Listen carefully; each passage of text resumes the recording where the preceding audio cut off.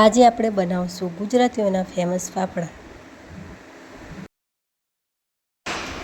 250 ગ્રામ ચણા લોટને સરખી રીતે ચાળી લેવો। અડધી ચમચી અજમો ચમચી કે હાથ વડે મિક્સ કરો।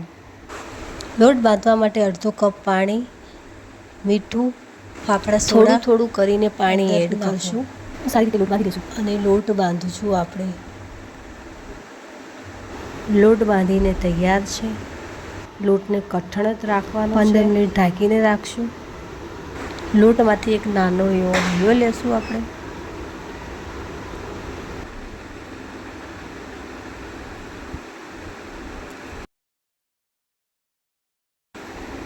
લોયાને હથેળી વચ્ચે રાખી અને દબાવીશું, ફાફડાનો શેપ આવે। આવી રીતે કરીને એક એક કરીને બધાય ફાફડા બનાવીશું। ચક્કાની વડેથી ધીરે ધીરે આપણે એને નીકાળીશું। તેલને પહેલાંથી જ ગરમ કરીને રાખ્યું છે અને તેમાં ફાફડા હવે તળવા મૂકશું।